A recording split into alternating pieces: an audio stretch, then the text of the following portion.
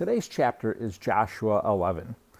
Now, it's been a while since we've been in a section like this, but this is one of those sections for the next several chapters that can be difficult to read. We are going to read a list of conquest that the Israelites make, and we're going to read up the dividing of the land. Chapters that aren't necessarily have a compelling narrative of an event that happened, and passages that we don't listen to and we say, oh, I know what to do with that tomorrow. I know how that applies to my life. These are difficult readings. In fact, interestingly, the denomination I'm in, we have a devotional that we use for morning and evening that's universal throughout the church. And if you use that, and if you keep up with it, you basically read the Bible in a year. And when it comes to Joshua, it actually skips over some of these chapters. But in our reading through the Bible in 3 years, we're going to hit them all. So, but just so you know, we are in a difficult section of Joshua. It's going to go for several days, probably about a couple weeks, the way I break things up. And also, I am bound to mispronounce plenty of names in here, I'm sure. But here we go. Joshua chapter 11.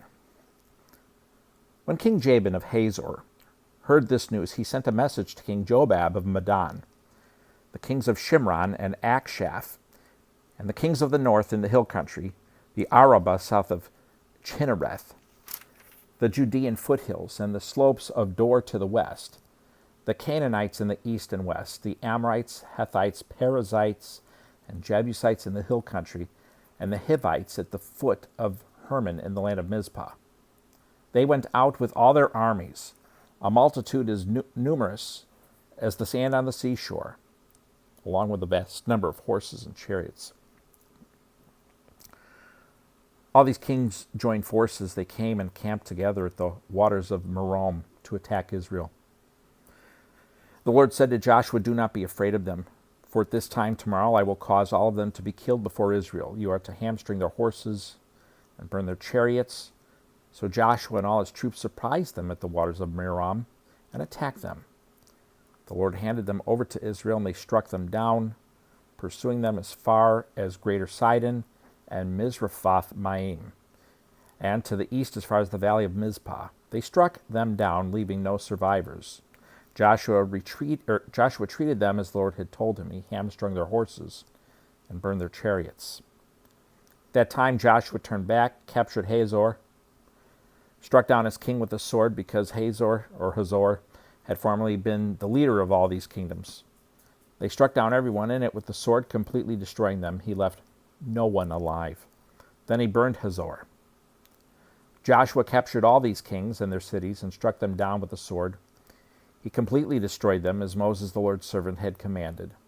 However, Israel did not burn any of the cities that stood on their mounts except Hazor, which Joshua burned. The Israelites plundered all the spoils and cattle of these cities for themselves. But they struck down every person with the sword until they had annihilated them, leaving no one alive. Just as the Lord had commanded his servant Moses, Moses commanded Joshua.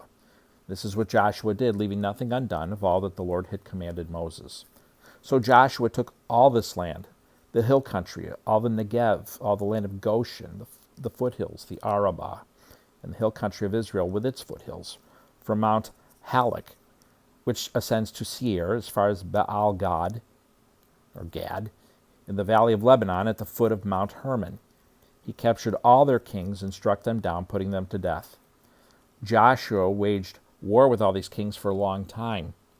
No city made peace with the Israelites except the Hivites who inhabited Gibeon. All of them were taken in battle. For it was the Lord's intention to harden their hearts, so that they would engage Israel in battle, be completely destroyed without mercy, and be annihilated, just as the Lord had commanded Moses.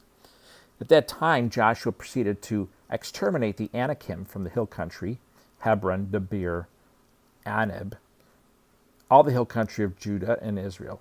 Joshua completely destroyed them with their cities. No Anakim were left in the land of the Israelites, except for some, remaining in Gaza, Gath, and Ashdod.